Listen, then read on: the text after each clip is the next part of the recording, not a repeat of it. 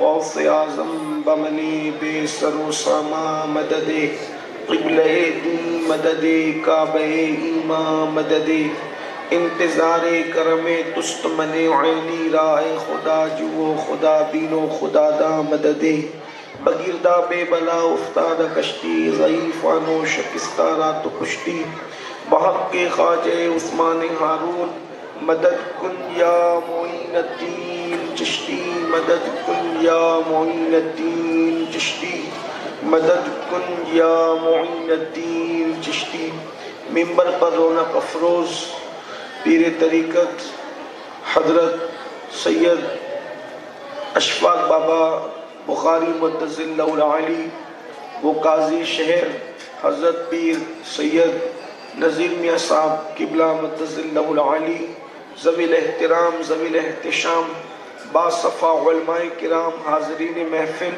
پردہ نشین ماؤں اور بہنوں السلام علیکم ورحمۃ اللہ وبرکاتہ۔ انتہائی احترام و عقیدت کے ساتھ اپنے اور ساری کائنات کی مرکز عقیدت انیس بے کساں چارہ ساز درد مندہ ہم غریبوں کے غم گسار ہم فقیروں کی ثروت شہر یار ارم تاجدار حرم نو بہار شفاعت شب اسرا کے دولہا نوشے بزم جنت دانائے سبل مولائے کل ختم الرسل خسرو خوباں سیاح لامکا وجہ کن فقہ در اللہ المکنون سر اللہ المخزون عالم ما کانا وما یکن آب و گل انبیاء جان و دل اصفیاء مطلع ہر سعادت مقطع ہر سیادت خلاصہ کائنات فخر موجودات حضور احمد مجتبی محمد مصطفیٰ ارواحنا فدا صلی اللہ تعالی علیہ وآلہ وصحبہ وبارک وسلم کی بارگاہ بے کس پناہ میں جس طریقے سے پڑھاؤں بلند آواز سے میرے ساتھ مل کر پڑھیں الصلاۃ والسلام علیک یا رسول اللہ، الصلاۃ والسلام علیک یا نبی اللہ، الصلاۃ والسلام علیک یا حبیب اللہ وعلی آلک واصحابک یا نور اللہ صلی اللہ تعالی علیہ وسلم۔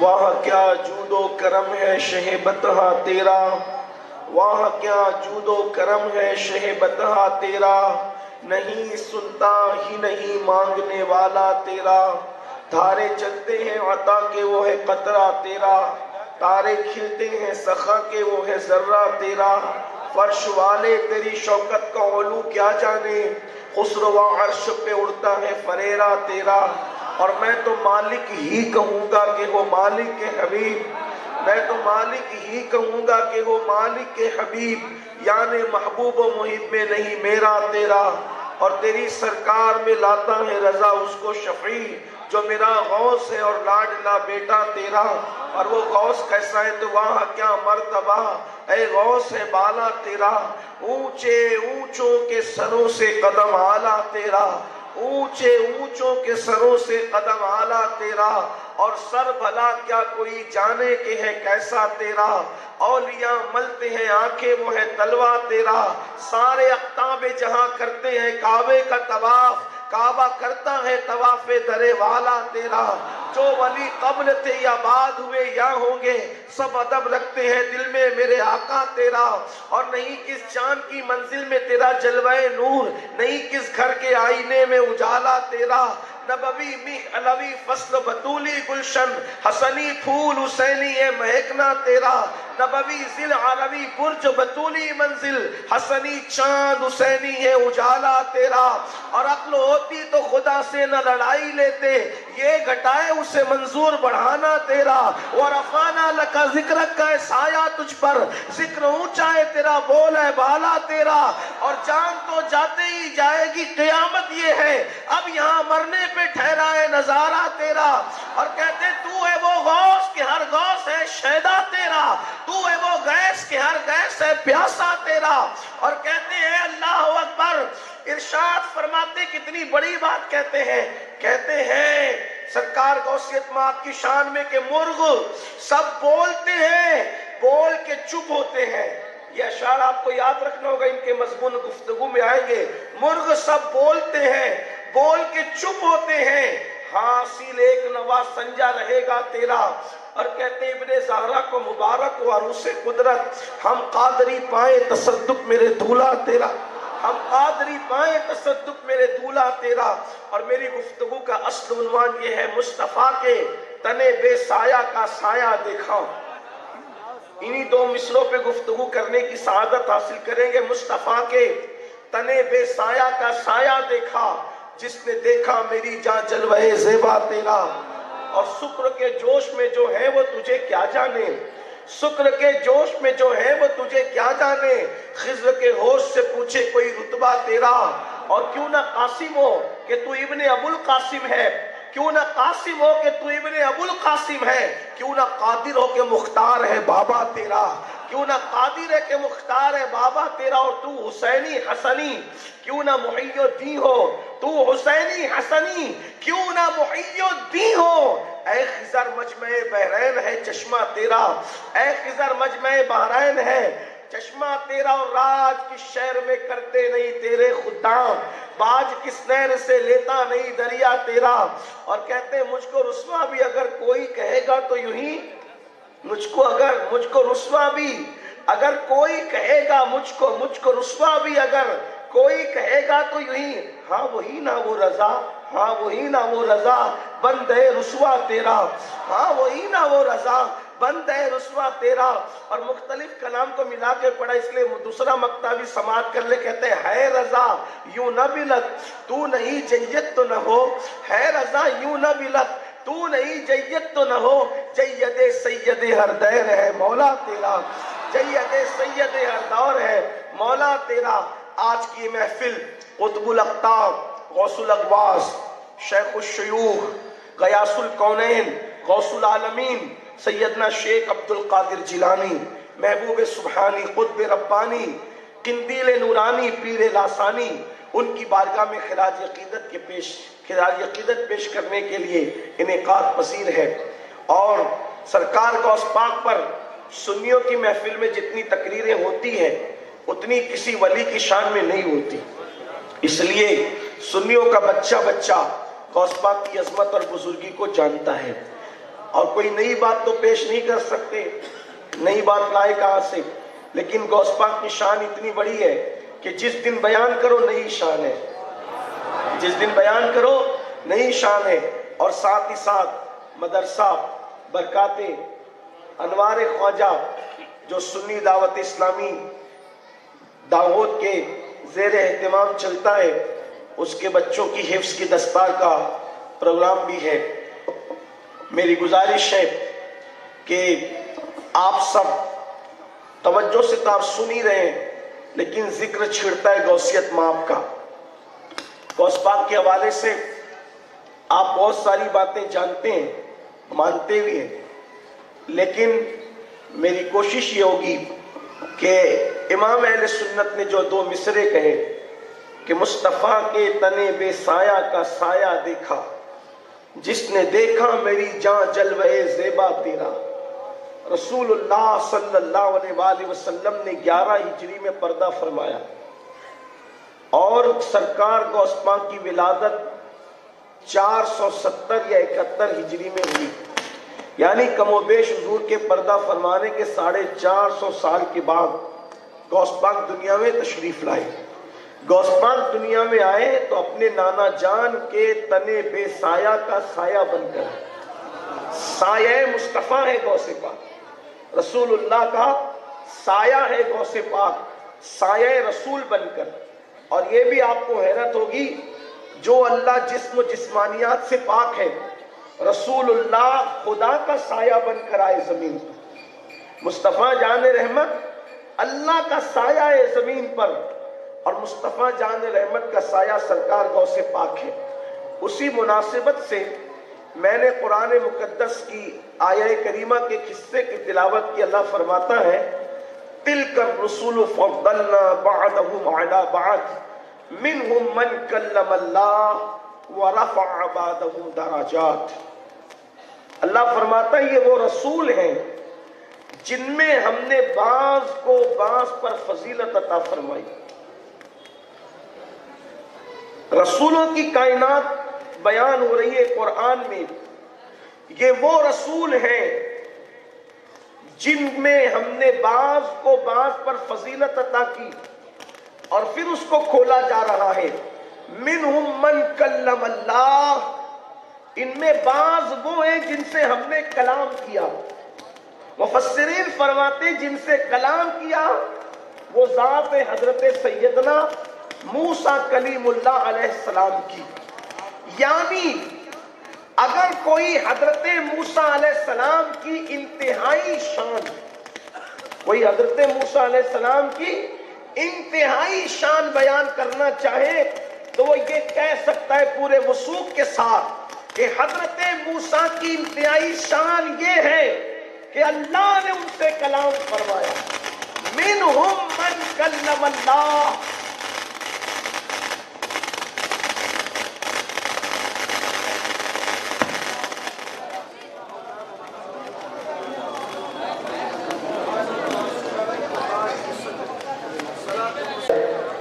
تو قرآن نے متعین کر دیا کہ ان کی انتہائی شان کیا ہے.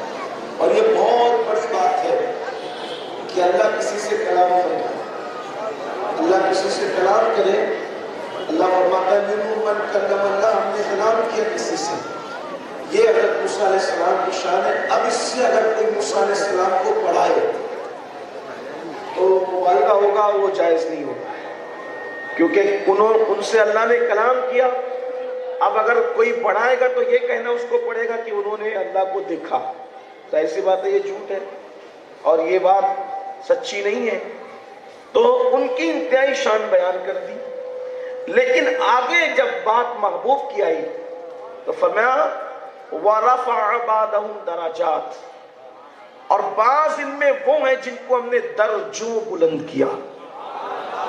اور کتنا بلند کیا اس کا ذکر نہیں کیا، بلکہ دوسرے مقام پر فرمایا وَلَلْآخِرَةُ خَيْرٌ لَكَ مِنَ الْأُولَىٰ، آپ کی آنے والی گھڑی پچھلی گھڑی سے بہتر ہے. اس کا مطلب تعین نہیں ہے حضور کی عظمت کتنی بڑی ہے، متعین نہیں کیا، بلکہ خود جب شان بیان کرتا ہے تو کہتا ہے اِنَّا أَعْطَيْنَاكَ الْكَوْثَرَ، ہم نے آپ کو ساری کثرتیں عطا کی. کتنی کثرتیں عطا کی کچھ بیان نہیں فرمایا. علم میں کثرت، عمل میں کثرت، اولاد میں کثرت، حسن میں کثرت، ہر چیز میں کثرت عطا کی. اِنَّا أَعْطَيْنَاكَ الْكَوْثَرَ، ساری کثرت باتیں یہ ہے. تو حضور علیہ السلام کی شان متعین نہیں کی. اس سے پتا چلا کہ دنیا میں ایک ہستی ایسی ہے جس کی بزرگی کا اختتام قرآن بھی بیان نہیں کرتا، قرآن بھی اس پہ حد نہیں لگاتا. یہ حضور علیہ السلام کی شان ہے. پھر آگے کچھ اور مضمون آتا ہے کہ ہم نے عیسیٰ ابن مریم کو اپنی نشانیاں عطا کی اور پھر روح قدس کے ذریعے سے ان کی مدد کی. اس طرح کے مضامین قرآن مقدس میں آگے آ رہے ہیں. لیکن اب بات یہ ہے کہ اللہ نے اپنے محبوب مصطفیٰ جان رحمت کے علاوہ جس نبی کو جو نعمت عطا کی اس کی حد، اس کا تعین کر دیا. لیکن جب سید الانبیاء کی باری آئی تو ان کے مقام، ان کی بزرگی، ان کی عظمت کی کوئی حد مقرر نہیں فرمائی. اب آئیے آپ سوچیں گے کہ غوث پاک کی محفل میں اس تمہید کی کیا ضرورت ہے؟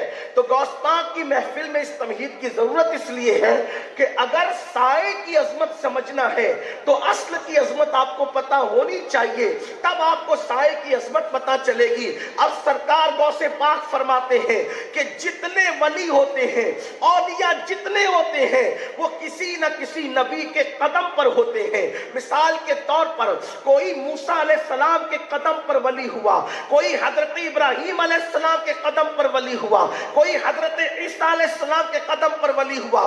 کیا مطلب کہ اس ولی کو دیکھو گے تو وہ جس کے قدم پر ولی ہوا ہے اس نبی کی شان کا عکس اس ولی کے اندر نظر آئے گا. جیسے اگر کسی کی ولایت موسوی ہے تو اس میں آپ کو حضرت موسیٰ علیہ السلام کا عکس جمیل نظر آئے گا. اگر کسی کی ولایت ولایت ابراہیمی ہے تو حضرت ابراہیم کی زندگی کا عکس اس کی زندگی میں نظر آئے گا. اسی طرح کسی کی ولایت عیسوی ہے تو عیسیٰ علیہ السلام کی ولایت ان کی جو ہے وہ عیسیٰ علیہ السلام کی زندگی کا عکس جمیل اس ولی کے اندر نظر آئے گا. اب غوث پاک فرماتے ہیں ہر ولی کسی نہ کسی نبی کے قدم پر ہوتا ہے اور میں اپنے نانا محمد الرسول اللہ کے قدم پر ہوں.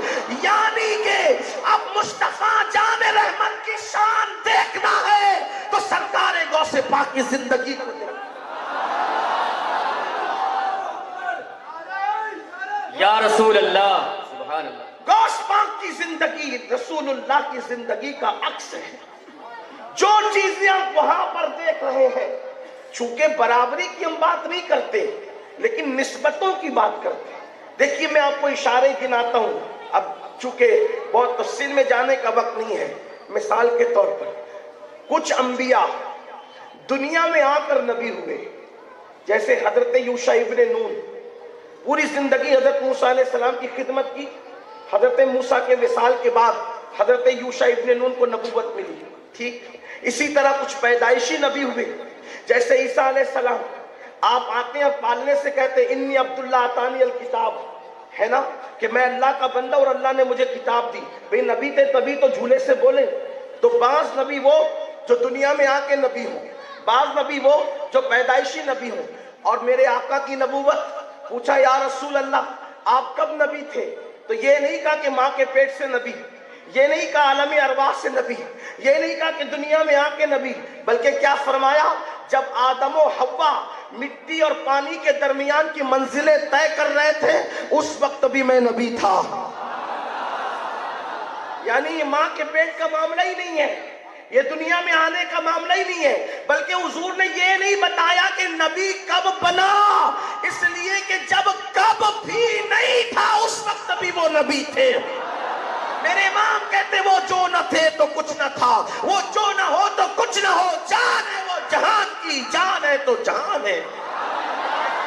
بلکہ اس سے اندازہ کر لو کہ جب اللہ نے کائنات نہیں بنائی تھی، کائنات بنانے سے ہزاروں سال پہلے عالم ارواح میں اللہ نے نبیوں کی روحوں کو جمع کیا تھا اور میرے نبی کی نبوت کے ڈنکے بجائے تھے.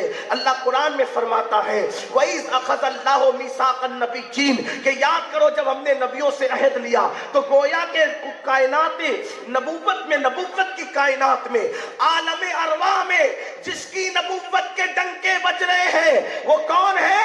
وہ آمینہ کا لال محمد الرسول اللہ ہے کہ عالم ارواح میں دنیا بننے سے ہزاروں سال پہلے میرے نبی کی نبوت کے ڈنکے بج رہے تھے. اب ولایت کی کائنات میں دیکھو کوئی ولی دنیا میں آ کے ولی ہوا، کوئی ولی ماں کے پیٹ سے ولی ہوا. فضیل بن عیاض پہلے جنگلوں میں تھے، توبہ کی ولی ہوئے. بشر حافی میں خانے میں تھے، توبہ کیے ولی ہوئے. اسی طریقے سے اور اولیاء اللہ کی زندگی کو دیکھیں، حبیب اجمی توبہ کیے ولی ہوئے. لیکن بعض ولی وہ بھی ہیں جو ماں کے پیٹ سے ولی ہوئے ہیں جیسے سرکار غریب نواز ماں کے پیٹ سے ولی، محبوب الہی ماں کے پیٹ سے ولی، قطب الدین بختیار کاکی ماں کے پیٹ سے ولی، صابر کلیری ماں کے پیٹ سے ولی. لیکن غوث پاک نہ دنیا میں آ کے ولی ہوئے نہ ماں کے پیٹ سے ولی ہوئے. غوث پاک فرماتے ہیں ہماری ولایت کا سلسلہ عالم ارواح سے جاری و ساری. نعرہ تکبیر، نعرہ رسالت، نعرہ غوثیت، نعرہ تکبیر. نبوت کی کائنات میں عالم ارواح میں جس کے ڈنکے بجے وہ سید الانبیاء ہے اور ولایت کی کائنات میں عالم ارواح میں جس کی ولایت کے ڈنکے بجے. نسبت دیکھو، مشابہت نہیں، نسبت. دوسری نسبت آپ دیکھیں، دوسری نسبت آپ دیکھیں. اللہ اکبر کہ ابراہیم علیہ السلام کے دو بیٹے. آپ غوث پاک کی عظمت سننے آئے، میں جلدی جلدی عرض کروں گا لیکن دھیان دینا سنیو. ابراہیم علیہ السلام کے مشہور دو بیٹے، مشہور بیٹے اور بھی لیکن مشہور بیٹے دو. بڑے بیٹے اسماعیل علیہ السلام، چھوٹے بیٹے اسحاق علیہ السلام. اسماعیل نبی ہوئے لیکن ان کے بعد کوئی مشہور نبی نہیں ہوا. نسل اسماعیل خاموش رہی، بڑے بیٹے کی نسل خاموش رہی. ٹھیک. چھوٹے بیٹے اسحاق علیہ السلام، اسحاق نبی، یعقوب نبی، یوسف نبی، پھر نیچے آ جائیں تو داؤد نبی، سلیمان نبی، ایوب نبی، عزیر نبی، ذوالکفل نبی، موسیٰ نبی، یوشع نبی، اور آخری میں عیسیٰ علیہ السلام تک۔ بڑے بیٹے کی نسل بالکل خاموش، چھوٹے بیٹے کی نسل میں ڈنکے بج رہے ہیں نبوت کے۔ ٹھیک، نسبت دیکھیں، رسول اللہ کے بھی دو بیٹے، ایک حسن اور ایک حسین۔ صلبی بیٹوں میں تو حضرت ابراہیم اور قاسم ہے، لیکن ابناءنا و ابناءکم کے تحت حضور کے دو بیٹے حسن اور حسین۔ بڑا بیٹا امام حسن، لیکن حسن کے بعد کوئی امام نہیں۔ ٹھیک، حالانکہ امام کا معنی یہاں پر میں یہ لے رہا ہوں غوثیت کبریٰ، اس لیے امام حسن کے بعد ان کی نسل میں کوئی امام نہیں۔ ورنہ اگر عقیدے کی بات دیکھیں تو ہم سنیوں کا عقیدہ ہے کہ نبی کے گھر میں تو پیدا ہونے والا بچہ بچہ امام ہے۔ یہاں امام بمانا غوثیت کبریٰ کے معنی میں، حسن امام، حسن کے بعد کوئی امام نہیں۔ بڑے بیٹے کی نسل خاموش، حسن امام، امام حسن، ان کے بیٹے امام حسن مثنیٰ، غوثیت کبریٰ کا معاملہ وہاں نظر نہیں آتا۔ ان کے بیٹے عبداللہ المحض، وہاں بھی نسل خاموش، موسیٰ الجون، نسل خاموش، نیچے نیچے اور بھی دیکھیں آپ، تو گویا کہ حسن امام، حسن کے بعد کوئی امام اس معنی میں غوثیت کبریٰ کے معنی میں نہیں۔ بڑے بیٹے کی نسل خاموش، چھوٹا بیٹا امام حسین امام، زین العابدین امام، باقر امام، جعفر صادق امام، موسیٰ کاظم امام، علی رضا امام، حضرت تقی امام، حضرت نقی امام، حسن عسکری امام۔ بڑے بیٹے کی نسل وہاں خاموش، یہاں بھی بڑے بیٹے کی نسل خاموش۔ چھوٹے بیٹے کی نسل میں نبوت کے ڈنکے، یہاں چھوٹے بیٹے کی نسل میں غوثیت کے ولایت کے ڈنکے، سب کے سب غوث۔ امام حسین بھی غوث، حضرت زین العابدین بھی غوث، حضرت امام باقر بھی غوث، موسیٰ کاظم بھی غوث، ترتیب سے آتے چلے جائیں، حسن عسکری تک سب کے سب غوثیت کبریٰ کے مقام پر فائز رہے۔ لیکن نسبت دیکھو غوث پاک کو اپنے نانا سے کیسی ہے۔ ادھر بڑے بیٹے کی نسل چپ تھی اور لوگ یہ سوچتے تھے کہ بڑے بیٹے کی نسل اتنی چپ ہے کہ کہیں نام نہ مٹ جائے، لیکن اللہ نے بڑے بیٹے کی نسل میں ایک پیدا کیا اور نبیوں کا سردار بنا کر کے پیدا کیا۔ نسل اسماعیل میں ایک آیا اور نبیوں کا سردار بن کر آیا، اور ایسا آیا کہ سب پر غالب آ گیا۔ نعرہ تکبیر، نعرہ رسالت، نعرہ حیدری، شان غوث اعظم، عظمت غوث اعظم۔ اب یہ نسبت دیکھیں، بڑے بیٹے کی نسل کو لوگ مٹنے کا انتظار کر رہے تھے، لیکن ایک آیا اور سردار انبیاء بن کر آیا۔ ادھر بھی نبی کے دو بیٹے ہیں، چھوٹے بیٹے میں ولایت کے ڈنکے، بڑے بیٹے کی نسل چپ ہے۔ لوگ سوچ رہے تھے نسل حسن ختم تو نہیں ہو جائے گی، لیکن اللہ نے ایک کو بھیجا اور ولیوں کا سردار بنا کر کے۔ نسبت دیکھیں، نسبت دیکھیں، اگرچہ ہم ائمہ اہل بیت پر غوث پاک کو تفضیل نہیں دیتے، لیکن نسبت وہاں سردار انبیاء بن گئی، یا سردار اولیاء۔ ایک اور نسبت دیکھیں، ایک اور نسبت، غوث پاک کی شان سمجھنی تو ایک اور، جب رسول اللہ آنے والے تھے تو ہر نبی کو کہا گیا کہ ان کے آنے کی خبر دو، کہ وہ آنے والا ہے، وہ آنے والا ہے، وہ آنے والا ہے نا۔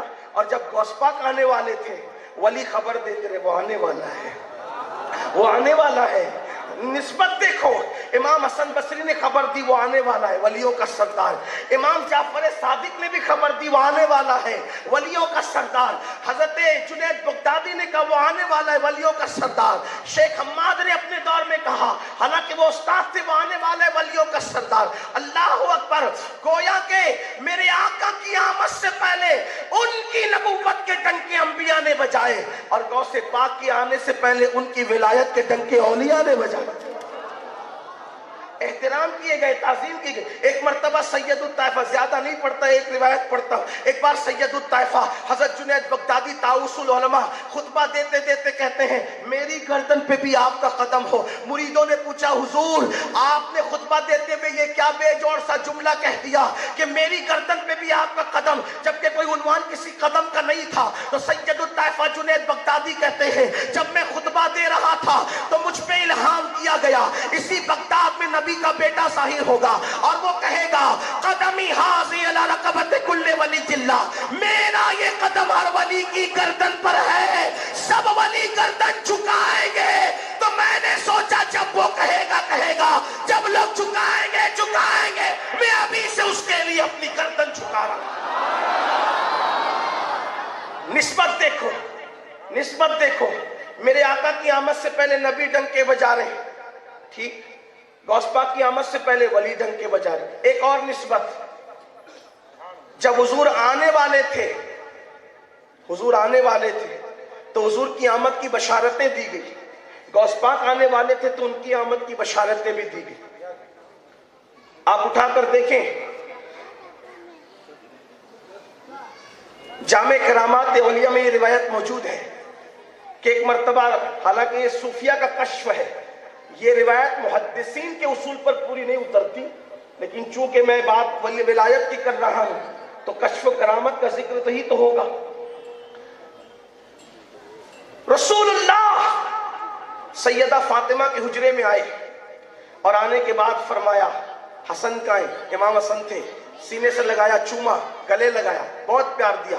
امام حسین ٹکٹکی باندھ کے دیکھتے رہے. ماں تو ماں ہوتی ہے، ماں کی ہمدردیاں چھوٹوں کے ساتھ ہوتی ہے زیادہ. بابا کو دیکھا کہ بڑے بیٹے کو بہت پیار کر رہے ہیں، ٹکٹکی باندھ کے دیکھا. سوالیہ نگاہیں سیدہ فاطمہ کی حضور نے دیکھ لی. فرمایا فاطمہ تجھے حیرت ہے، آج پوری توجہ حسن کی طرف کیوں ہے؟ جی بابا بیٹی، اس کی وجہ یہ ہے کہ آج جبریل آئے تھے اور کہہ رہے تھے آقا حسن کی نسل میں اللہ ایک ایسا بیٹا آپ کا پیدا کرے گا جو مقام نبیوں میں آپ کو عطا کیا ہے ولیوں میں مقام اس کو عطا کیا جائے. اسی لیے پیار کیا جا رہا ہے. حضرت ابو صالح موسیٰ جنگی دوست فرماتے ہیں جب عبد القادر جیلانی پیدا ہونے والے تھے تو میرے خواب میں میرے نانا مصطفیٰ جان رحمت تشریف لائے اور فرمایا بیٹے تیری اولاد میں وہ بچہ پیدا ہونے والا ہے کہ جو اللہ کا بھی محبوب ہے اور میرا بھی محبوب ہے، جو اس سے محبت کرے گا وہ بھی محبوب بن جائے گا. اور فرمایا جو مقام نبیوں میں اللہ نے تیرے نانا کو عطا کیا ہے وہ مقام ولیوں میں اللہ تیرے بیٹے عبد القادر جیلانی کو عطا کرے گا. جب رسول اللہ پیدا ہوئے، توجہ، جب حضور پیدا ہوئے اس پورے سال بیٹے ہی بیٹے پیدا ہوتے رہے. اور اٹھا کر کے دیکھو تاریخ، جب غوث پاک پیدا ہوئے تو وہ پورے سال جو وہ بیٹے ہی بیٹے پیدا ہوئے. اور جس دن غوث پاک کی ولادت ہوئی اس دن جتنے بھی بیٹے پیدا ہوئے اللہ نے سب کو مقام ولایت عطا فرمایا. پھر اس کے بعد آپ دیکھیں میرے آقا صلی اللہ علیہ وآلہ وسلم کی شان کہ حضور علیہ الصلوۃ والتسلیم پہ جتنا لکھا گیا اتنا کسی نبی پہ نہیں لکھا گیا. غوث پاک کو نسبت دیکھیں، جتنا غوث پاک پہ لکھا گیا اتنا کسی ولی کی زندگی پہ لکھا نہیں گیا. اسی طرح آپ دیکھیں کہ سب سے زیادہ امتی اگر انبیاء میں کسی کے ہیں تو مصطفیٰ جان رحمت کے ہیں. اور کائنات ولایت میں دیکھیں سب سے زیادہ مریدین پوری دنیا میں ہے تو سرکار غوث پاک کے. پھر آپ دیکھیں انبیاء کی کائنات میں کہ جو نبی آیا، توجہ کرنا، جو نبی آیا وہ کسی علاقے کے لیے نبی بن کر، کسی خطے کے لیے نبی بن کر، کسی قبیلے کے لیے نبی بن کے. جو شام کا نبی تھا مصر والوں کا نہ تھا، جو مصر والوں کا تھا وہ یمن والوں کا نہ تھا. ایک ایک علاقے کے نبی آئے لیکن ایک نبی آیا گویا کہ پوری کائنات کا نبی بن کر آیا. پوری کائنات کے نبی، وہ انسانوں کے نبی، وہ جناتوں کے نبی، اللہ اکبر، وہ فرشتوں کے نبی، وہ سب کے نبی ہے کہ نہیں ہے؟ بالکل ہے. فرمایا حضور سب کے نبی بن کر آئے، ہر کالے کے ہر گورے کے، عربیوں کے بھی، اجمیوں کے بھی، مشرق والوں کے بھی، مغرب والوں کے بھی، زمین کے اوپر والوں کے بھی، زمین کے اندر والوں کے بھی. اب سننا، غوث پاک کو اپنے نانا سے نسبت کیا ہے؟ کوئی ولی کا فیضان محلے تک محدود رہا، کسی ولی کا فیضان چاہے وہ شہر تک محدود رہا، علاقے تک تک محدود رہا, کسی ولی کا فیضان اپنی قوم اور اپنے مریدوں تک محدود رہا. دیکھو بہت سارے ولی ایسے ہیں کہ نہیں ہے کہ داؤد والے بہت مانتے ہیں مگر ممبئی والوں کو ان کا نام بھی نہیں پتا, ممبئی والے بہت مانتے ہیں لیکن گجرات والوں کو ان کا نام بھی نہیں پتا. بولو ہے کہ نہیں ہے؟ لیکن قربان جائیں اللہ اکبر, غوث پاک کو کیا شان عطا کی گئی. غوث پاک فرماتے ہیں جس کو زبدۃ الاثار میں شیخ محقق شیخ عبدالحق محدث دہلوی لکھتے ہیں کہ غوث پاک فرماتے ہیں انسانوں کے بھی پیر ہوتے ہیں, جناتوں کے بھی پیر ہوتے ہیں, فرشتوں کے بھی پیر ہوتے ہیں. وانا شیخ الکل, میں انسانوں کا بھی پیر ہوں, جنات کا بھی پیر ہوں اور میں فرشتوں کا بھی پیر ہوں. نعرہ تکبیر, نعرہ رسالت, شان غوث اعظم. ہے کوئی ولایت کی کائنات میں جس نے کہا ہے کہ میں فرشتوں کا بھی, میں ملائکہ کا بھی, انا شیخ الکل, میں کوئی لائے تو ایسی ہستی ولایت کی دنیا. کائنات نبوت میں ہر نبی مصطفیٰ جان رحمت کا ادب کرتا ہے. کائنات ولایت میں ہر ولی غوث پاک کا ادب کرتا ہے. میرے امام کہتے ہیں سارے اقطاب جہاں کرتے ہیں کعبے کا طواف, کعبہ کرتا ہے طواف در والا تیرا. اور جو ولی قبل تھے یعنی پہلے تھے, بعد ہوئے یا ہوں گے, سب ادب رکھتے ہیں دل میں میرے آقا تیرا, سب ان کا ادب کرتے ہیں. اور جو ادب نہ کرے وہ ولی نہیں ہو سکتا. ہاں غوث پاک کے بے ادب کو کبھی ولایت نہیں مل سکتی. غوث پاک کا بے ادب کبھی ولایت, اگر ولی کہلائے گا بھی تو اس سے ولایت چھین لی جائے گی اگر وہ غوث پاک کی بے ادبی کرے. آج کل بھی بہت ساری باتیں ہوتی ہے. کچھ لوگ کہتے ہیں کہ سب ولیوں کی گردن پہ قدم ہے غوث پاک کا, لیکن فلاں کی گردن پر نہیں ہے. ہم کہتے ہیں آپ جانو, آپ کا کام جانو. ہم لوگ کوئی لڑانے والے لوگ نہیں, مناظرے مجادلے والے لوگ نہیں. میں تو بس لوگوں کو اتنا کہتا ہوں کہ اگر آپ کے پیر کی گردن پہ قدم نہیں ہے تو ہمارے غوث پاک کو کوئی فرق نہیں پڑتا. آپ جانے, آپ کا کام جانے. کیوں؟ اس لیے کہ حضرت شیخ زکریا ملتانی رحمت اللہ تعالی علیہ, ان کا ایک مرید کسی غوث پاک کے مرید سے, غوث پاک کے سلسلے کے مرید سے اس کی ملاقات ہو گئی. اور جب ملاقات ہوئی تو اس وقت بات چلی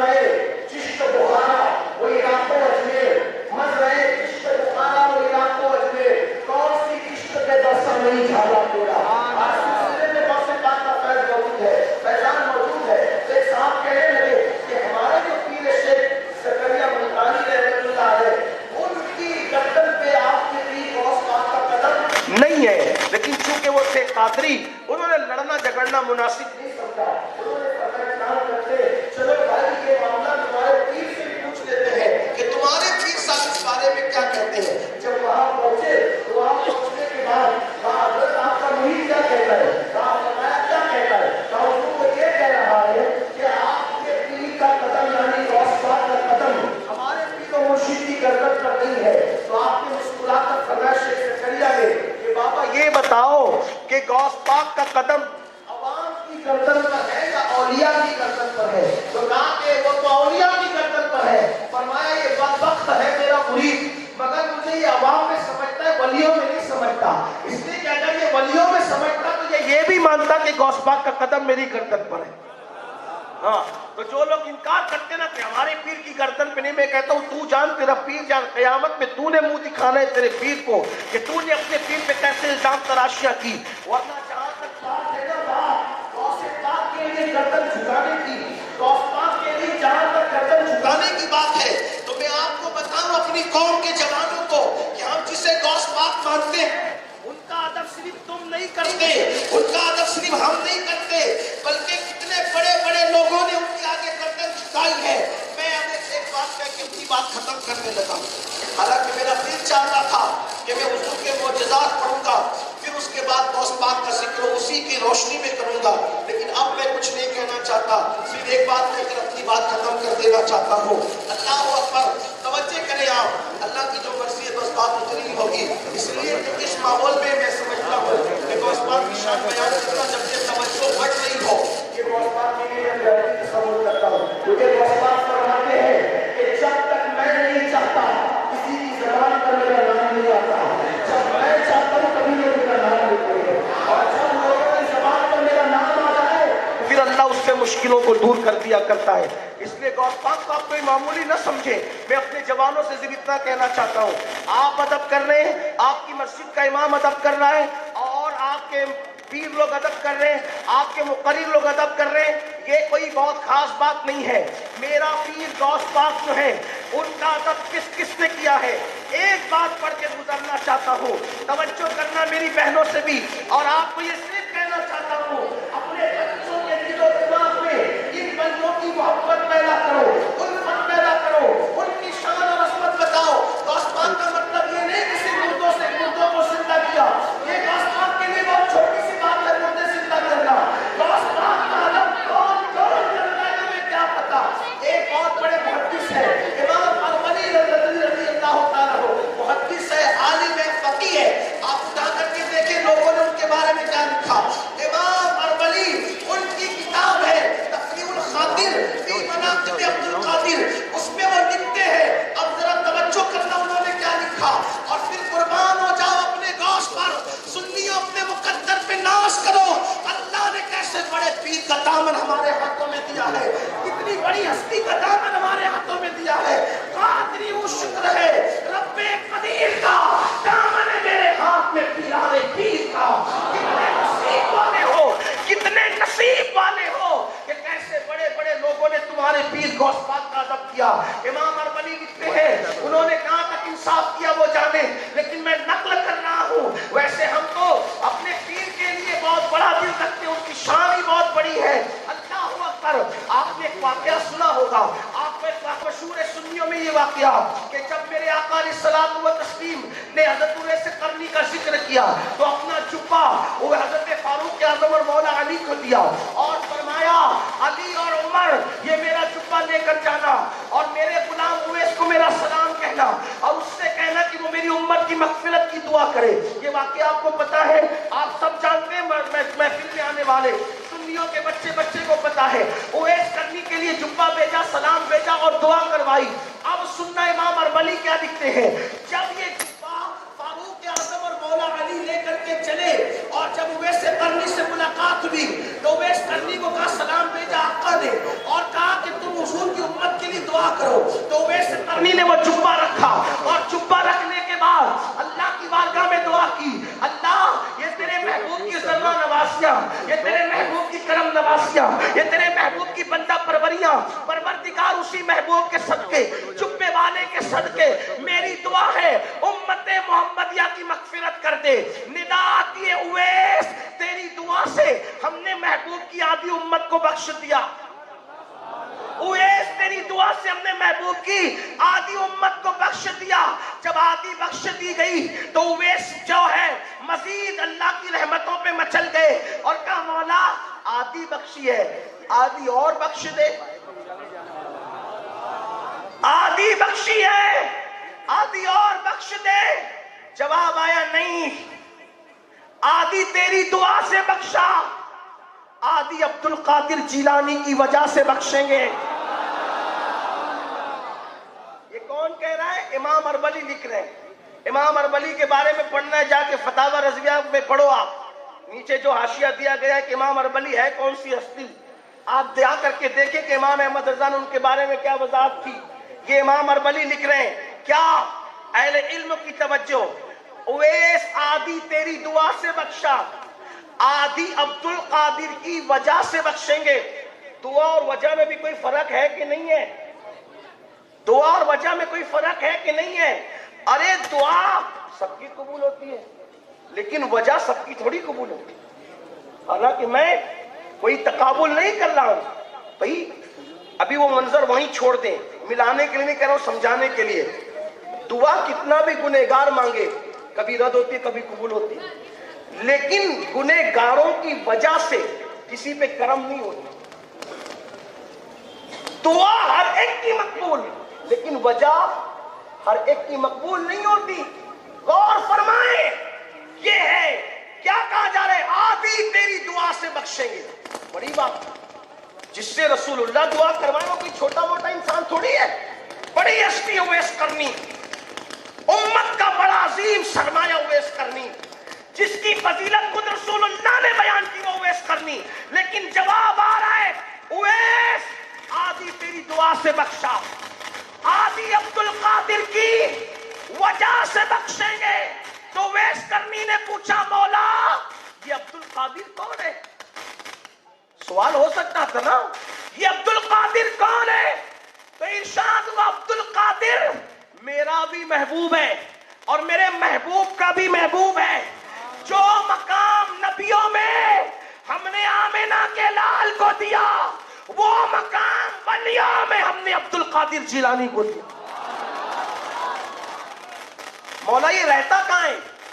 یہ کہاں رہتا ہے؟ کبھی پیدا نہیں ہوا، یہ پیدا نہیں ہوا، یہ میرے نبی کی نسل میں، میرے نبی کی اولاد میں ہے. البتہ اس وقت اس کا مقام کیا ہے؟ فی مقعد صدق عند ملیک مقتدر، یہ مقام مقتدر میں اس وقت ہے، اور جو اس سے محبت کرے گا اس کو محبوب بنائیں گے. اور وہ سنو، اس کی شان یہ ہے کہ جب یہ دنیا میں آئے گا تو دنیا میں آ کر یہ کہے گا کہ میرا یہ قدم ہر ولی کی گردن پر ہے، قدمی ہاذہی علی رقبت کل ولی اللہ، میرا یہ قدم ہر ولی کی گردن پر ہے. تو سارے ولی عبد القادر کے لیے اپنی گردن کو جھکا دیں گے. اویس قرنی نے اتنا سنا تو اللہ سے عرض کیا، مولا جب وہ کہے گا، جب گردنیں جھکے گی تو گواہ رہنا، اویس ابھی سے اس کے لیے اپنی گردن کو جھکا رہا. اس کے لیے اویس قرنی کی گردن جھکے وہ گوشت. اب کچھ لوگ کہتے ہیں وہ تو تابعی ہے، تو بالکل تابعی ہے، کوئی انکار نہیں، لیکن فکر رضا بھی تو دیکھو. غوث پاک کی شان کو پڑھتے کیا کہتے ہیں؟ تو تیرا طفل ہے کامل ہے یا غوث، تو پہلی کا لقب واصل ہے یا غوث. اور کہتے ہیں اشارے سے کیا جس نے قمر چاہ، اس کا اس ماہ کا مہ کامل ہے یا غوث.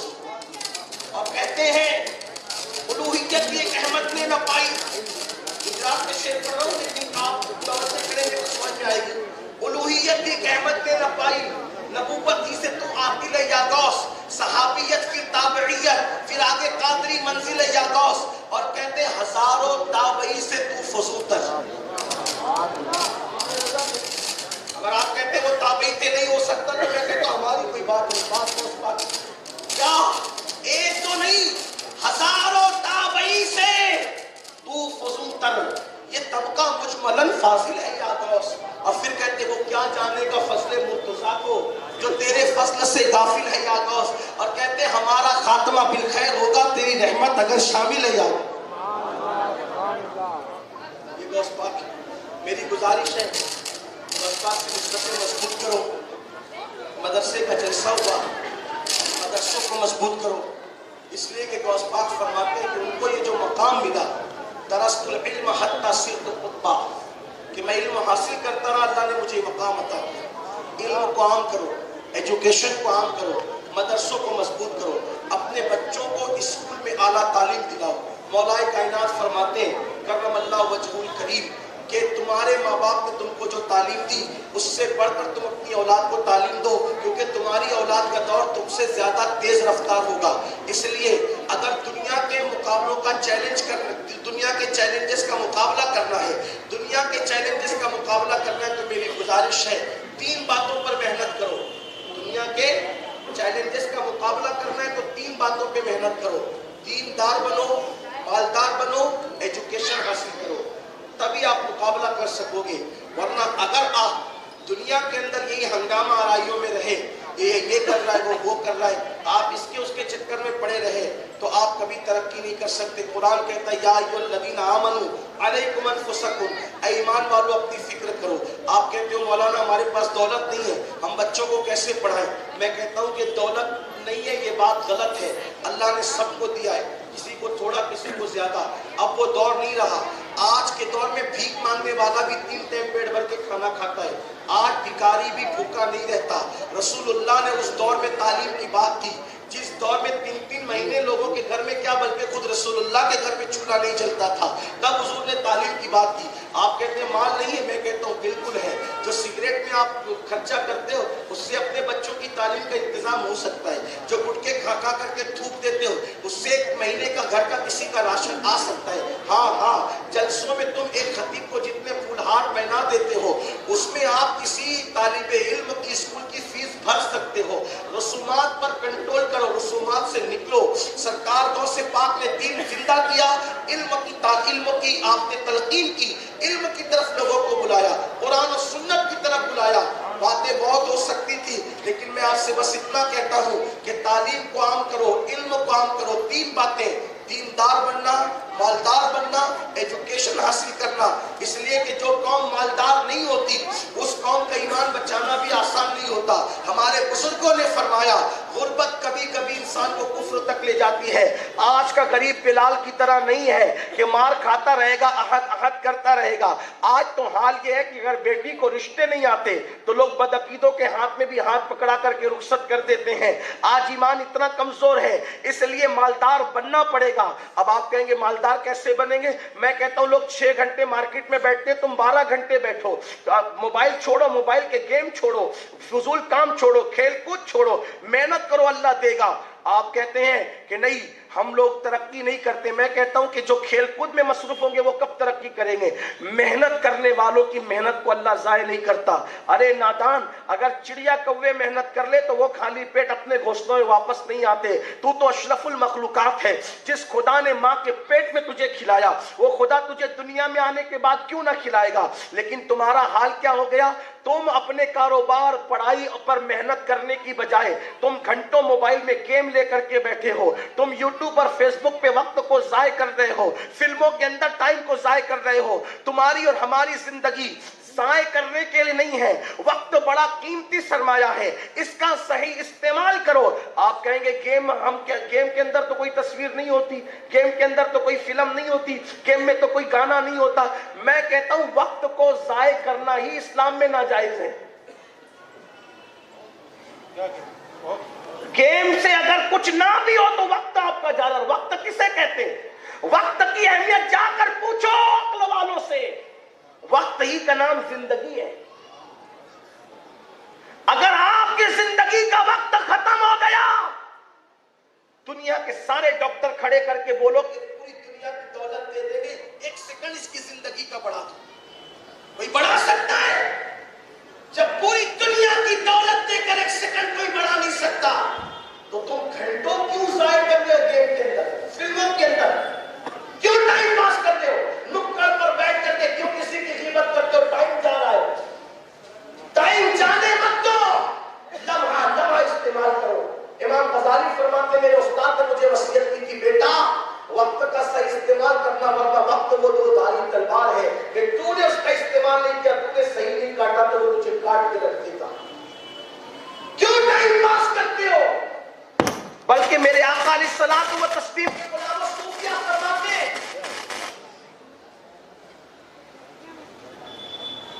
صوفیہ کہتے کہ حسن اسلام یہ ہے کہ جس چیز میں نہ تمہارا فائدہ ہو نہ نقصان ہو اس چیز کو چھوڑ دو. جس میں فائدہ بھی نہیں نقصان بھی نہیں, چھوڑ دو اس چیز کو. حسن اسلام یہ صرف وہ کام کرو جو آپ کے فائدے کا ہے. وہاں جاؤ جس میں آپ کا دنیا اور آخرت کا فائدہ ہے, وہاں بیٹھو جس میں آپ کا دنیا اور آخرت کا فائدہ ہے. باقی دوسرے کام میں مت الجھو, آپ کو ترقی کرنا ہے. اور آپ کو پتہ ہے یہ گیم, یہ موبائل, یہ فضول کام, یہ سب کیوں لائے گئے؟ آپ تحقیق کر کے دیکھو, جو لوگ گیم لاتے ہیں کیا اس اسرائیل میں موبائل پر اتنی چھوٹ ہے جتنی چھوٹ لوگ تمہیں دیتے؟ وہ اپنے بچوں کو پڑھانا چاہ رہے, تمہارے بچوں کو پڑھنے نہیں دینا چاہتے, کیونکہ ان کو پتہ ہے جس دن مسلمان پڑھے گا اس دن کوئی نہیں پڑھ سکتا اس سے زیادہ. جس دن مسلمان تجارت کرے گا اس سے زیادہ کوئی نہیں کر سکتا. ابھی حال ہی کی بات ہے، اسی ہندوستان میں فلائی کرنے والی کار کس نے بنایا؟ کس نے بنایا؟ کلمہ پڑھنے والے نے. آج بھی آپ کا ٹیلنٹ ہے، آج بھی آپ کی صلاحیت ہے. لوگوں کو ڈر ہے آپ کی صلاحیت سے. وہ تم کو پڑھنے نہیں دینا چاہتے، اس لیے لڑکیوں کے چکر میں تمہیں پھانسنا چاہتے ہیں. وہ تمہیں پڑھنے نہیں دینا چاہتے، اس لیے موبائل میں تمہیں پھانسنا چاہتے ہیں. اور نادان ہو تم، ان کے غلط منصوبوں کو سمجھ نہیں پا رہے ہو. لوگوں کی تلواریں مسلمانوں کے لیے اتنی نقصان دہ نہیں ہے، لوگوں کے بم مسلمانوں کے لیے اتنے نقصان دہ نہیں ہے جتنا یہ خرافات ہمارے لیے نقصان دہ. اس لیے کہ اگر کوئی ہمیں تلوار سے، بم سے، میزائل سے مار دے، ہم ناکام نہیں ہوتے، شہید ہو کر کے ہم کامیاب ہو جاتے ہیں. ہاں، لیکن ان خرافات سے کوئی ہمیں مار دے تو ہم زندہ رہ کے بھی مردوں سے بدتر ہو جاتے ہیں. مر جانے والا شہید ہے جسموں کے اوزار سے، اور مرنے والے دیکھو جب مولائے کائنات پہ حملہ کیا گیا تو مولائے کائنات نے فکر دی. جب آپ پہ حملہ کیا گیا شہید ہو رہے تو کہتے تھے فزت برب الکعبہ، رب کعبہ کی قسم علی آج کامیاب ہو گیا. ہمیں میزائلوں سے، تلواروں سے ڈر نہیں لگتا، ہمیں بد کرداری سے ڈر لگ رہا ہے، ہمیں شراب سے ڈر لگ رہا ہے، کیونکہ ہمارے جوان کو کوئی مار دے واللہ ہم خوش ہوں گے کہ وہ شہید ہو گیا. ہمیں مرنے سے کب ڈر لگتا ہے؟ ہمیں تو دونوں ہی جانب سے سرفرازی ہے. مرے شہید اور بچ گئے تو کافی ہے. شہادت مطلوب مقصود مومن، نہ مال غنیمت نہ کشور کشائی، تو عالم سے کرتی ہے بیگانہ دل کو عجب چیز ہے لذت آشنائی. ہم شہادت سے کم گھبراتے نہیں، ہمیں ڈر لگ رہا ہے یہ بد کرداریوں سے، کیونکہ جو شراب پیے گا وہ خود بھی ناکام ہوگا، اس کی نسلیں ناکام ہوگا. جو جوا کھیلے گا وہ خود بھی ناکام ہوگا، اس کی نسلیں. تو ہم لوگوں کو بوجھ نہیں دیکھنا چاہتے زمین پہ، ہم لوگوں کو بوجھ اٹھانے والا دیکھنا چاہتے ہیں. اور وہ جب اسی وقت ہوگا جب تم ایجوکیشن کی طرف پڑھو گے، تم اپنے آپ کی اہمیت جانو، اپنی اصلیت جانو، اپنے ٹیلنٹ کو سمجھو. اور میں اپنے جوانوں سے کہتا ہوں پیسوں کی حفاظت کر کے اپنے بچوں کو پڑھاؤ. اگر ایک وقت کھا کر 2 ٹائم بھوکے رہنا پڑے تو بھوکے رہو، لیکن اپنے بچوں کو تعلیم دو. ہندوستان کا مسلمان صرف 11 سال تک ایجوکیشن پہ محنت کر لے، مالداری پہ محنت کر لے اور دینداری پہ محنت کر لے، میں کہتا ہوں خواجہ کے ہندوستان کا نقشہ بدل جائے گا، انقلاب آئے گا. تلواریں وہ انقلاب نہیں لا سکتی جو انقلاب قلم لاتا ہے. عالم مغلوبیت میں قلم نے جو انقلاب لایا ہے وہ انقلاب کوئی نہیں لا سکا. اٹھائیے قلم، اس لیے کہ قلم کی بڑی اہمیت ہے. میں اپنی گفتگو کو ختم ہی کر رہا ہوں اس لیے کہ اب وہ باتیں تو نہ ہو سکے گی جو ذہن میں تھی، لیکن ایک بات آپ سے کہتا ہوں، قلم کی اہمیت جانو.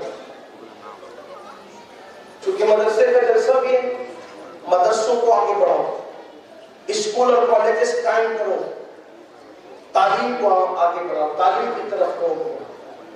آج کل ہمارے یہاں اس سارے ثواب جو ہوتا ہے ابا کے نام کا، اماں کے نام کا، مرحومین کے نام کا، سب کی ایک ہی فکر ہے. ابا کا انتقال ہو گیا، مسجد میں لے جا کے قرآن شریف رکھ دو، ثواب ملے گا. اللہ کے بندو، میں سوچتا ہوں، بات کروں نا، آخری بات کروں نا، میں سوچتا ہوں کہ میری قوم کو شعور کب آئے گا؟ شعور. اچھا جب بولو تو برا بھی لگتا ہے، دیکھو یہ بول کے کہتے ہیں. میں کہتا ہوں اگر اچھی بات کہی تو قبول کر لو، بری کہی تو کم سے کم چھوڑ ہی کے چلے جاؤ، فتنہ کیوں کرتے. ایک بادشاہ کے دور میں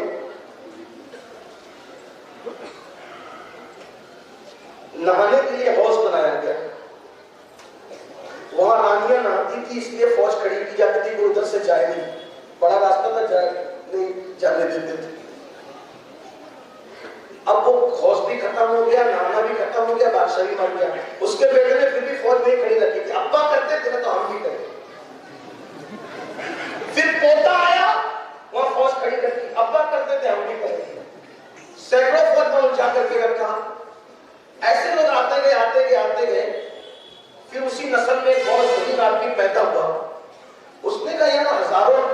روپے ان پہ خرچ کرتے ہیں، ان کا کام کیا ہے؟ کہو ابا دادا کے دور سے کھڑی ہو رہی تو عقیدت میں سبھی کھڑا کر رہے ہیں، کبھی کیوں کھڑے کیے پہلے وہ بتاؤ، ریزن تو کوئی ہوگا نہیں کیوں کھڑا کیے؟ تو پھر کسی پرانے غلام نے بتایا کہ آپ کے اوپر کی پشتوں میں جو بادشاہ سلامت تھے ان کی رانیاں زیادہ تھی، بیویاں، تو وہ حوض میں غسل کرنے کے لیے جاتی تھی، تو وہ حوض بنا تھا تو کوئی اجنبی مرد نہ چلا جائے ادھر سے، اس لیے ان کو روکنے کے لیے فوج کھڑی تھی۔ تو کہا اب نہ وہ باغ ہے نہ وہ حوض ہے اور نہ رانیاں آتی ہے، تب یہ اتنے پیسے ضائع کر رہے ہیں، ہٹا ان کو وہاں سے، جب کام ہی نہیں رہ گیا، کام تھا تو وہاں کھڑے کرنے کا عمل صحیح تھا، لیکن بعد میں جو اندھی تقلید ہو رہی تھی وہ غلط تھی، کہ ان کو ہٹاؤ اور ان کو جنگ میں بھیجو، کام سے لگاؤ، کیونکہ پیسے تو ان پہ جا رہے ہیں۔ ایسے ہم نے کبھی نہیں سوچا کہ مسجد میں قرآن رکھنے کی رسم کیوں شروع ہوئی سال ثواب کے نام۔ اب ابا جس نے ہی مر رہے وہ قرآن شریف لا رہا ہے، دادا مر رہے قرآن شریف لا رہا ہے، پردادا مر گئے قرآن شریف، بیٹا مر گیا قرآن شریف، بھائی مر گیا قرآن شریف، ایک مسجد میں سینکڑوں قرآن شریف جمع ہو گئے، تھپی کے تھپے لگتی جا رہی ہے، اور قرآن پڑھنے والے کتنے ہیں؟ اگر آپ برا نہیں مانیں نا تو میں آپ سے کہوں، اگر 500 لوگ مسجد میں آتے ہیں تو ان میں 50 بھی لوگ وہ قرآن کھول کے نہیں رہتے، دھول پہ دھول جمی ہوئی ہے، اور دیکھ کیا ہے؟ قرآن شریف۔ شاہجہانی مسجد میں جا کر دیکھو قرآن شریف کتنے ہیں، دلی کی جامع مسجد میں دیکھو، آپ کے داؤدی کی مسجد میں جا کر میرے ساتھ اگر ابھی چل سکتے ہو تو چلو دیکھو پڑھنے والے کتنے اور قرآن کتنے، اب سارے ثواب کے نام میں قرآن دیا جا رہا ہے۔ میں کہتا ہوں اللہ کے بندو، یہ جب قرآن مسجد میں دیے جا رہے تھے نا، اس وقت ہم ہاتھوں سے قرآن لکھے جاتے ہیں، پڑھنے والوں کی کثرت تھی، اس وقت ضرورت تھی مسجد میں دینا، اب تو رکھے تھپی کے تھپی۔ تو ایصال ثواب کے نام پہ وہ کام کیوں کرتے ہو جس میں آپ کا پیسہ صحیح طور پہ یوٹیلائز نہیں ہو رہا ہے؟ آپ مسجد میں قرآن دینے کی بجائے اپنے مرحوم باپ کے ایصال ثواب کے لیے کسی طالب علم جس کے پاس قلم ہے اس کو قلم دے دو، اگر اس کے پاس کتابیں نہیں تو کتابیں خرید کے دے دو، اگر اس کے پاس یونیفارم نہیں تو وہ دے دو، اگر وہ اسکول کی فیس نہیں بھر سکتا تو وہ دے دو۔ کیا ضروری ہے کہ تھپی بڑھا رہا ہے قرآن مقدس؟ مجھے قرآن دینے سے انکار نہیں ہے، مفہوم مخالف قرآن نہیں دینا، لیکن ایصال ثواب کا مطلب ہے کہ آپ نے کوئی ثواب کا کام کیا اور اس کو اپنے کسی مرحوم کے لیے ایصال کرتے ہیں، یہی تو ثواب ایصال ثواب اور کیا ہے؟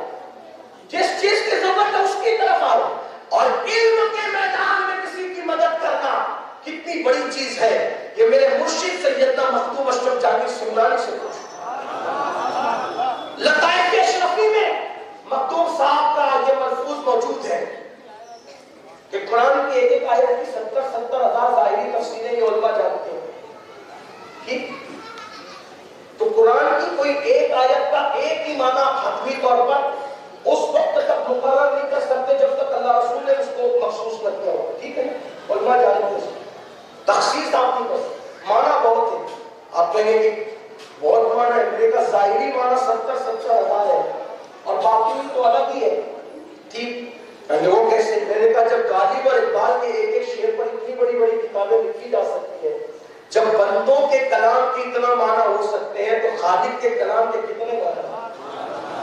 بغیر سمندر ہے، بغیر کنارے کا سمندر ہے، وہ ڈوبتے جائیے معنی نکالتے ہیں جس کے پاس جتنا علم ہوگا۔ بلکہ آپ کو بتاؤں، امام جعفر صادق تو یہاں تک فرماتے ہیں کہ قرآن سے جس کی دوستی ہو جاتی وہ آج بھی قرآن خود اپنا معنی بتاتا ہے اسے، اور اگر اتنا ڈوب جائے تو قرآن کی آیت خود بتاتی ہے کہ میرا معنی کیا ہے۔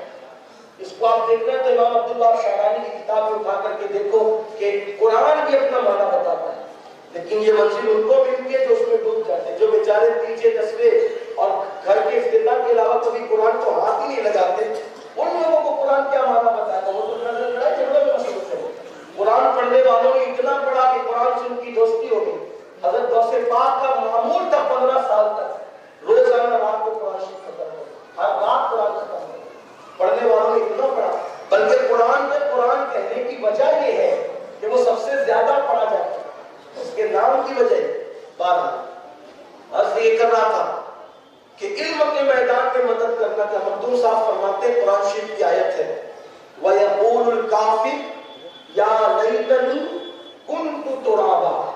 اس کا معنی ظاہر یہ ہے کہ قیامت کے دن کافر یہ تمنا کریں گے، یا لیتنی، یہ تمنا کریں گے کاش کنت ترابا، کہ ہم مٹی ہو جاتے. تراب کا مطلب ہے مٹی، کہ ہم کیا ہو جاتے؟ مٹی، تاکہ اللہ کا عذاب ہمیں برداشت کرنا نہ پڑتا، یہ ہو جاتے مٹی. یہ دیکھ مانا ہو گیا اس میں. اب مخدوم صاحب فرماتے اس کا ایک معنی یہ بھی ہے کہ جب قیامت کا دن ہوگا تو قیامت کے دن تراب نام کا ایک کافر، انہوں نے وہاں تراب سے مراد مٹی نہیں لی، بلکہ کیا فرمایا کہ تراب نام کا ایک کافر قیامت کے دن جب جنت میں جا رہا ہوگا تو کافر تمنا کریں گے یا لیتنی کنت ترابا، کہ کاش ہم بھی تراب ہو جاتے، ہم بھی تراب ہوتے. تب وہ جو کافر، جو تراب نام کا کافر تھا، جب وہ جنت کی طرف جا رہا ہوگا تو دوسرے کافر اس سے پوچھیں گے کہ تراب تو ہمارے مذہب پر تھا، تو بھی تو کافر تھا، تو بھی تو بت پرست تھا، اور کافروں پہ جنت حرام ہے، مشرکوں پہ جنت حرام ہے، تو کیسے جنت میں جا رہا ہے؟ تو تراب اس دن ان کو بتائے گا کہ یقیناً تم جو کہتے وہ سچ ہے کہ میں تمہارے مذہب پہ تھا، لیکن ایک مرتبہ میں ایک گلی سے گزر رہا تھا تو میں نے دیکھا وہاں ایک مسلمان کا بچہ طالب علم اپنے قلم سے کچھ لکھ رہا تھا، تو اس کا قلم اس کے ہاتھ سے گر گیا. وہ اونچائی پہ بیٹھ کے لکھ رہا تھا، اس کا قلم اس کے ہاتھ سے گر گیا. تو میں نے سوچا یہ بچہ نیچے اترے گا، قلم اٹھائے گا، پھر اس کے بعد کام میں لگے گا. تو میں نے اس کی مدد یہ کی کہ اس کا گرا ہوا قلم اٹھا کر کے اس بچے کے ہاتھ میں دے دیا. تو اتنے عمل پر اللہ نے مجھے مرنے سے پہلے ایمان کی دولت عطا فرمائی، اور موت کے بعد اللہ نے مجھے جنت عطا فرمائی. اس نے خرید کے قلم نہیں دیا، اس نے لا کر کے نہیں دیا، اسی بچے کا طالب علم کا گرا ہوا قلم کافر نے اس کو اٹھا کر کے دے دیا. تو ایمان کی دولت ملی اور آخرت میں جنت ملی. بتاؤ جو کسی طالب علم کا قلم گرا ہوا اٹھا کر دے اللہ اس پہ اتنا کرم کرتا ہے، تو جو اپنے پیسوں سے طالب علم کو قلم خرید کر کے دے گا اللہ اس کو کیا عطا فرمائے. اس لیے علم کی راہ کی طرف پیش قدمی کرو. ایثار ثواب کرنا ہے، بہت سارے کام کرتے ہو، ذرا علم کی طرف بھی توجہ کرو. مجھے امید ہے کہ میری قوم اس پہ توجہ کرے گی. انشاءاللہ پھر کبھی کو اسباق میں بیان ہوگا، خطاب ہوگا. اللہ کو سے پاک کے فیض و برکات سے ہم سب کو مالا مال فرمائے. اعلان یہ ہے کہ داؤد شہر میں 2 مسجدیں تعمیر ہونے جا رہی ہے. ایک مسجد ہے مولا علی مسجد، یہ ابھی اس کی زمین خریدی جا رہی ہے. مجھے بتایا گیا مہنگی زمین ہے، بڑا جو ہے وہ ان کا بجٹ ہے، اور ابھی زمین انہوں نے خریدی نہیں ہے، یعنی کہ طے ہو گیا معاملہ لیکن پیسے نہیں دیے گئے. میں لوگوں کو اکثر کہتا ہوں کہ تعمیر میں تو سبھی دیتے ہیں، دینا بھی چاہیے، لیکن تعمیر 200 سال 300 سال کے بعد تو بدلتی رہے. زمین کا معاملہ بہت خاص ہوتا ہے، کیونکہ اگر آپ نے زمین خریدنے میں پیسہ دے دیا تو زمین تو ہمیشہ رہے، تو آپ کو ثواب ہمیشہ ملتا ہے. تعمیر کرنے والوں کو بھی ملے گا، لیکن جو زمین کا معاملہ ہے وہ الگ بات ہے. بلکہ جس نے زمین میں پیسہ لگایا، اب جتنے لوگ اس مسجد میں آ کے سجدہ کریں گے ان کے ثواب میں کمی کیے بغیر اللہ ان سارے سجدوں کا ثواب زمین دینے والوں کو عطا فرمائے. جیسے مثال کے طور پہ ابھی ہم لوگوں نے عشاء کی نماز پڑھی، الحمدللہ اللہ کی توفیق سے باپو کی ابتدا میں عشاء کی نماز پڑھی. لیکن عشاء علماء سے پوچھئے کیا میں دوبارہ عشاء پڑھ سکتا ہوں؟ دوبارہ عشاء پڑھ سکتا ہوں؟ نہیں. تیسری بار پڑھ سکتا ہوں؟ نہیں. چوتھی اگر پڑھ لی تو وہ نفل ہوگی، وہ عشاء صحیح ہے نہیں؟ مسئلہ صحیح ہے. یعنی ایک آدمی عشاء کا ثواب ایک ہی بار کما سکتا ہے، لیکن وہ تو نہایت سستا سودا بیچ رہے ہیں جنت کا. ہم اس کا مول چکائیں اپنا ہاتھ دکھائیں. کچھ لوگ ایسے ہوں گے جن کے نام اعمال میں 500 عشاء لکھی ہوگی، کسی کے نام اعمال میں 1000 فجر لکھی ہوگی، کسی کے نام اعمال میں 5000 جمعہ لکھے ہوں گے. وہ کہے گا مولا یہ کیا ہے؟ ارشاد ہوگا بندے تو نے مسجد کی جو زمین وقف کی تھی نا، تو اس پر جتنے لوگوں نے عشاء پڑھی ان کے ثواب میں کمی کے بغیر ان سب کے برابر ثواب تجھے عطا کیا. اتنے بندوں نے جمعہ پڑھا، ان سب کے جمعہ کا ثواب میں کمی کے بغیر اتنے جمعہ کا ثواب اللہ نے تجھے عطا فرمایا.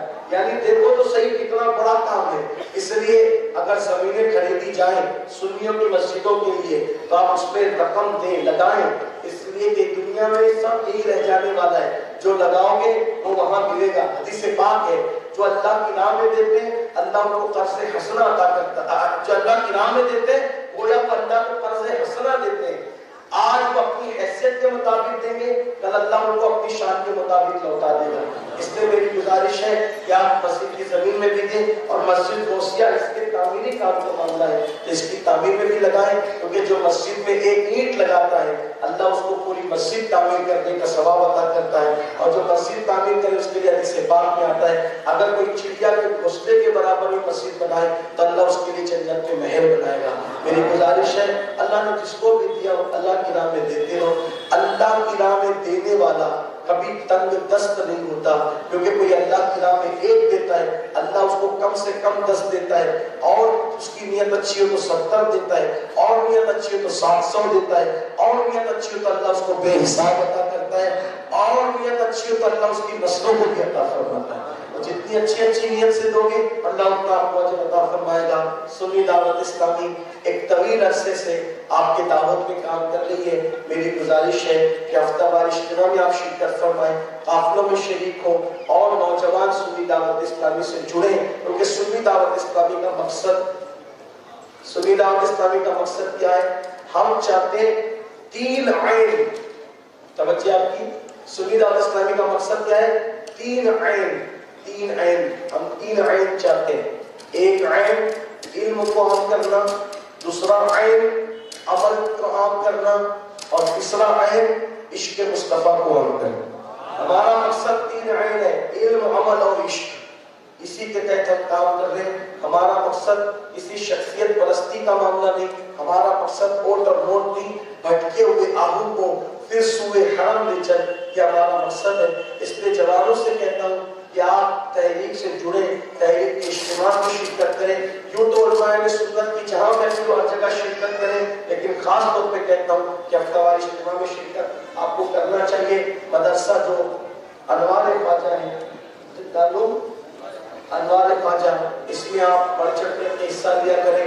سنیوں کے جتنے بھی ادارے چلیں, جو بھی تنظیمیں, ادارے ہیں, مدرسے, مسجدیں, سب پر آپ کی کوششیں ہونی چاہیے. اس لیے کہ کام کرنے والوں کی آپ مدد کریں گے انشاءاللہ تو آپ آگے بڑھو گے. جی میں اور آپ سے یہ کہتا ہوں سنی آپس میں مل جل کے رہیں, متحد رہیں, سلسلوں کے نام پہ نہ لڑیں, تحریکوں کے نام پہ نہ لڑیں, اداروں کے نام پہ نہ لڑیں, کیونکہ ہم سنی ہیں مطلب ہم صوفی ہیں. اور تصوف کیا ہے؟ مالا جپنے کا نام تصوف نہیں. یہ کام تو اور بھی لوگ کرتے ہیں, مالا جپنے والا کام اور بھی لوگ کرتے ہیں, لیکن آپ سے یہ کہتا ہوں اصل تصوف یہ ہے جوڑنا. اصل تصوف کیا ہے؟ جوڑنا, توڑنا نہیں, جوڑو. اللہ جوڑنے والوں کو پسند کرتا ہے, توڑنے والوں کو اللہ پسند نہیں کرتا. ایسی بات مت کرو جس سے فتنہ پھیلے, ایسے کام مت کرو جس سے فتنہ ہو.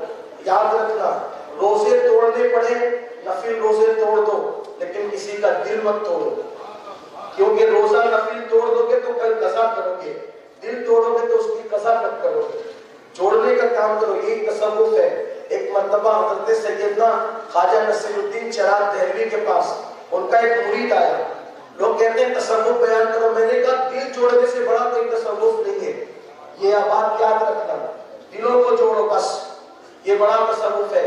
اور دل کو خوش کرنے سے بڑا کام عبادت کوئی ہے نہیں. بندے کا دل خوش کرو گے اللہ خوش ہوگا. اللہ تک پہنچنے کے راستے بندوں کے دلوں سے ہو کر جاتے ہیں. سرکار کو سے بات فرماتے ہیں, میں نے اللہ سے پوچھا اللہ تو کہاں ہے, میں تجھے کہاں ڈھونڈوں؟ اللہ نے فرمایا غریب اور کمزوروں کے جا کے ان کے درمیان بیٹھ, تو مجھے وہیں پہ پائے گا. ہاں, مالداروں کو بہت زیادہ سر پہ بٹھا کے غریبوں کو لات مارنے کا کام نہیں کرنا. مالدار بھی اللہ کے, غریب بھی اللہ کے, دونوں کے ساتھ برابر سلوک کرو. سب کے ساتھ پیار کرو, پیار تو پیار ملے گا. خواجہ نصیر الدین چراغ دہلوی کے پاس مرید آیا, حضور یہ آپ کے لیے تحفہ لایا ہوں, کینچی قبول فرما. حضور آپ کے لیے تحفہ. دیکھو مکتوم صاحب مکتوم سکھا علیہ رحمٰن نے بہت پیاری بات کہی. فرمایا اللہ والے زمین کے اوپر ہو یا اللہ والے زمین کے اندر ہو, جب ان سے ملنے جایا کرو تو خالی ہاتھ مت جایا کرو. تم اللہ والوں کے پاس خالی ہاتھ نہیں جاؤ گے تو اللہ تمہیں وہاں سے خالی ہاتھ نہیں لوٹائے گا. ہاں, اس لیے میں آپ سے کہتا ہوں آپ نے ناکاموں کے پیچھے اور مقرروں کے پیچھے بہت خرچہ کیا، اب ذرا اپنے مسجد کے اماموں کا بھی خیال کرو. جو مقرر گھنٹے کے لیے آتا ہے اس کو اچھا کھلاتے بھی ہو، اچھا پلاتے بھی ہو، ٹھاٹ باٹ سے رکھتے بھی ہو، بعد میں جاتے جاتے مقرر صاحب آپ کو ڈانٹ کر بھی جاتے ہیں، سب برداشت کرتے ہو، دوبارہ پھر تعریف مانگتے ہو، ہے نا؟ حالانکہ سب ایسے نہیں ہے. لیکن وہ امام جو آپ کے بچے کے کان میں اذان دینے بھی آئے گا، آپ کے ابا کے مرنے پہ جنازہ پڑھنے بھی آئے گا، تیجے کی فاتحہ کرنے بھی آئے گا، چہروں کے لیے اشارے ثواب کرنے بھی آئے گا، ان اماموں کی آپ کتنی قدر کرتے ہو، ان کو کتنی مرتبہ دعوت دیتے ہو، ان کو کتنی مرتبہ نذرانہ دیتے ہو. یاد رکھیے اپنے اماموں کی قدر کیجیے، اپنے مؤذنوں کی قدر کیجیے، اپنے علاقے کے لوگوں کی قدر کیجیے. میں یہ نہیں کہتا کہ مقرروں کو مت چاہو، ان کو ایسا نہیں کہہ رہا ہوں، لیکن آپ سے کہتا ہوں جو رات دن تمہاری خدمت میں لگائے، تم نے اس کی کبھی دعوت نہیں کی، نہ قدری کی، اماموں کا یہ حشر کیا، بلکہ اماموں کو تم نے غلام بنا کے رکھا. وہ قوم کبھی امام نہیں بن سکتی جو اماموں کو غلام بنائے.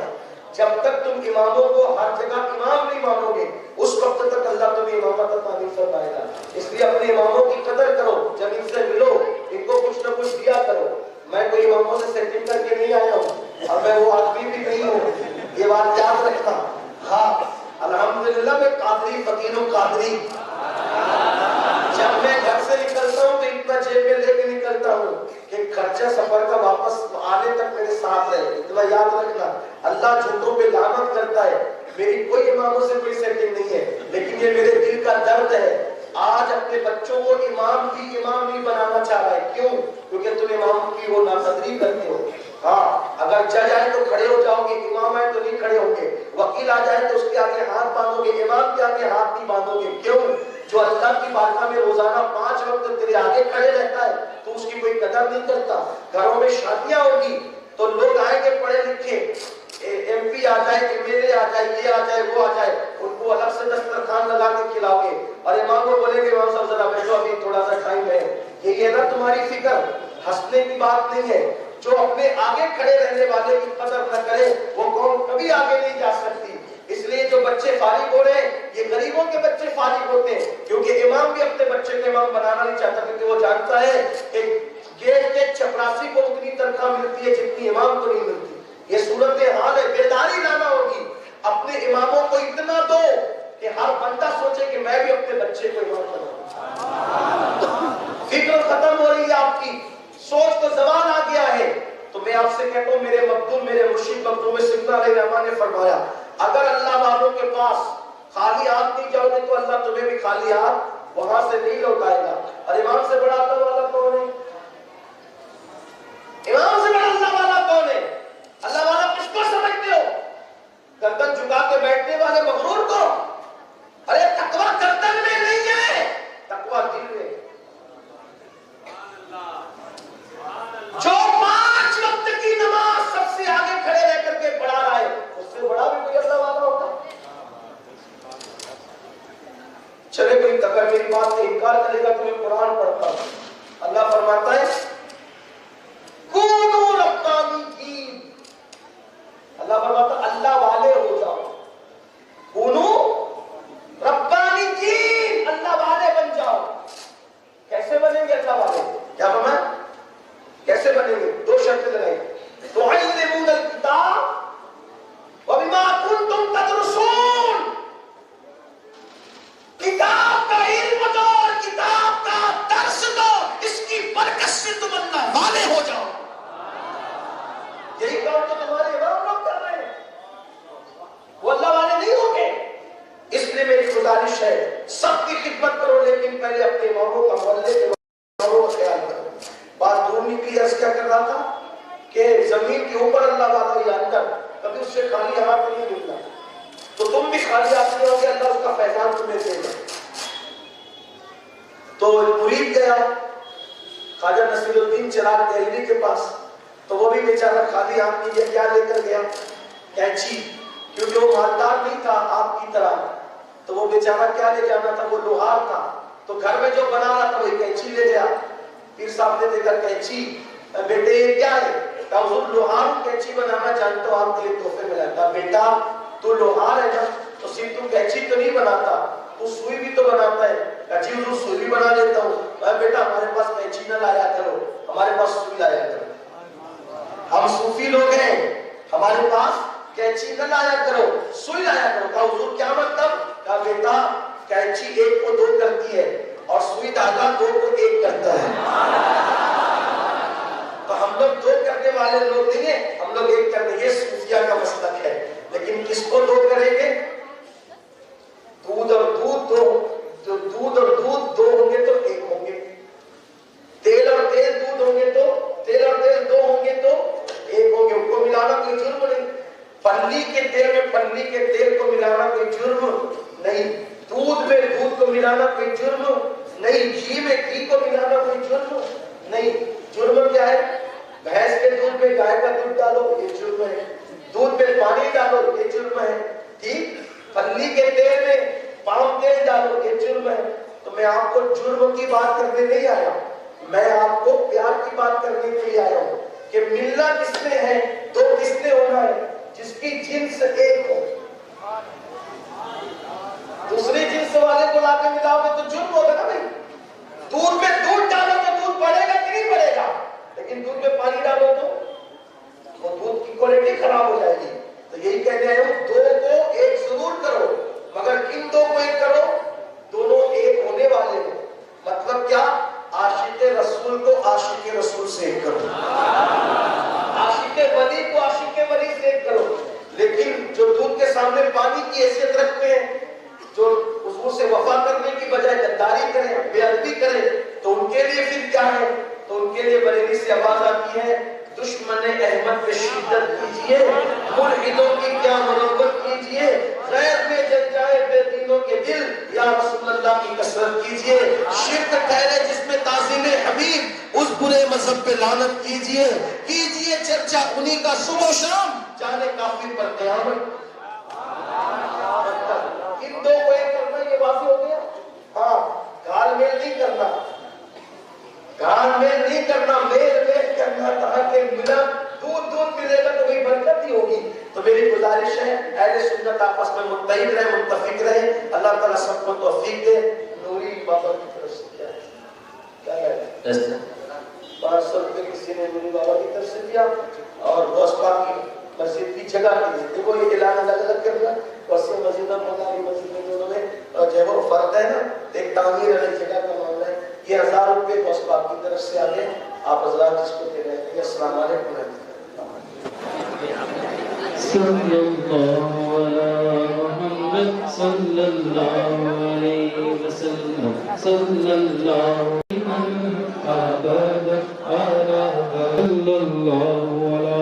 محمد صلی اللہ علیہ وسلم۔ سجدہ میں ہوئی بٹگاہ باڑا نور کا، صدقہ لینے نور کا آیا گتارا نور کا، باغ طیبہ میں سہانا پھول پھولا نور کا، مست ہوئے بلبلیں پڑھتی ہے کلمہ نور کا، تاج والے دیکھ کر تیرا مانا نور کا، سر جھکاتے یہ الہی بول بالا نور کا، دائما ابدا علی حبیبک خیر الخلق کلهم، مصطفیٰ جان رحمت پہ لاکھوں سلام، شمع بز میں ہدایت پہ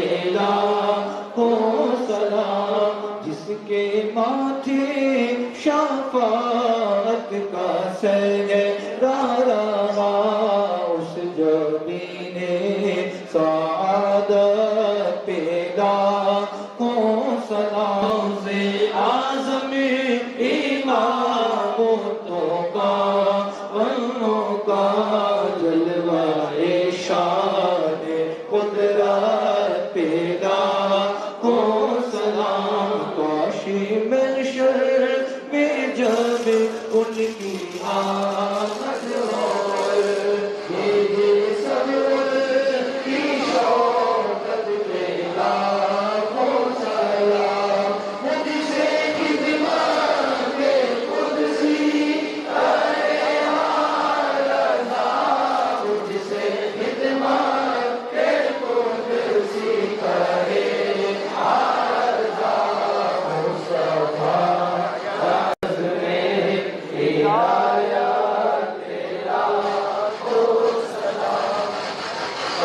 والسلام عليك يا رسول الله والصلاة والسلام عليك يا نبي الله والصلاة والسلام الشيخ الكبير المنير بهاء الحق وشرق الدين محمد زكريا قدس سره العزيز اقضي حاجتي اقضي حاجتي اقضي حاجتي برحمتك يا ارحم الراحمين. اللهم ربنا آتنا في الدنيا حسنة وفي الآخرة حسنة وقنا عذاب النار وقنا عذاب الدنيا وقنا عذاب القبر وقنا عذاب الحشر وقنا عذاب الدارين. ربنا لا تزغ قلوبنا بعد إذ هديتنا وهب لنا من لدنك رحمة إنك أنت الوهاب. ربنا افرغ علينا صبرا وثبت أقدامنا وانصرنا على القوم الكافرين وانصرنا على القوم الكافرين وانصرنا على القوم الكافرين. سيدنا مولانا محمد صلاة تنجينا بها من جميع الأهوال والآفات وتقضي لنا بها جميع الحاجات وتقدمنا بها من جميع السيئات وتدخلنا بها عندك أعلى الدرجات وتبلغنا بها أقصى الغايات من جميع الخيرات في الحياة وبعد الممات إنك على كل شيء قدير. وأفضل ربي إلى